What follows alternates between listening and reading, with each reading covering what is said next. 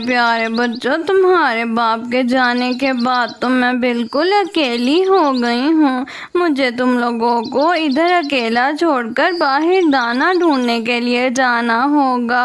और हाँ, हरगिज़ दरवाज़ा मत खोलना। फिर मीनू मुर्गी दाना ढूंढने के लिए जंगल चली जाती है। यहाँ पर तो कहीं पर दाना नहीं है और आगे जंगल में बहुत खतरा है।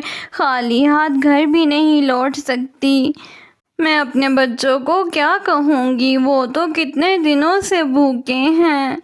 मीनू मुर्गी परेशान ये सोच रही थी कि वो दाना लेने आगे जाए या ना जाए। फिर मीनू मुर्गी हिम्मत करके आगे जंगल की तरफ जाती है। मीनू मुर्गी दाना ढूंढने के लिए जंगल की तरफ जा रही थी कि अचानक उसका पाँव एक जाल में फंस जाता है और वो जाल में बंद हो जाती है। अरे ये क्या, मैं तो जाल में फंस गई हूँ। कोई है, मेरी मदद करो, कोई है, मुझे यहाँ से निकालो।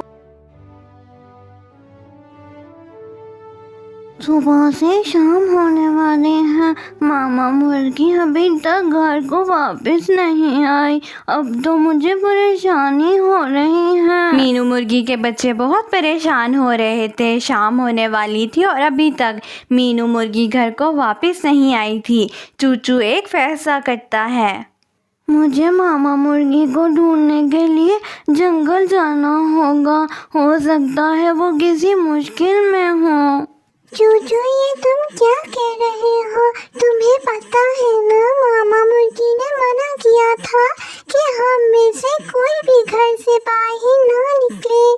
हाँ, मैं जानता हूँ जीजी, लेकिन मामा मुर्गी ने यह भी कहा था कि वो शाम होने से पहले घर वापस लौट आएंगी और वो अभी तक घर नहीं आई। इसका मतलब है वो किसी मुश्किल में है। मुझे उनको बचाने के लिए जंगल जाना होगा। और हाँ चीकी, तुम हरगिज़ बाहर मत आना, चाहे कुछ भी हो जाए। फिर चूचू मीनू मुर्गी को ढूंढने के लिए जंगल जाता है। मेरी आवाज़ सुनने वाला तो यहाँ पर कोई भी नहीं है। और अब मेरे बच्चों का क्या होगा अगर मैं जाल से ना निकली तो?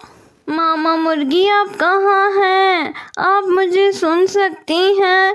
मामा मुर्गी। ये तो चूचू की आवाज़ है। चूचू मेरे बेटे, मैं यहाँ पर हूँ। चूचू, ये तो मामा मुर्गी की आवाज़ है। मामा, मैं आ रहा हूँ आपको बचाने के लिए। फिर चूचू मीनू मुर्गी की आवाज़ सुनते सुनते उस जगह पर जाता है जहाँ मीनू मुर्गी फंसी हुई थी और वो अपनी चोंच के ज़रिए से उस जाल को खोल देता है और मीनू मुर्गी जाल से बाहर आ जाती है। और फिर वो लोग दाना लेकर घर को वापस चले जाते हैं।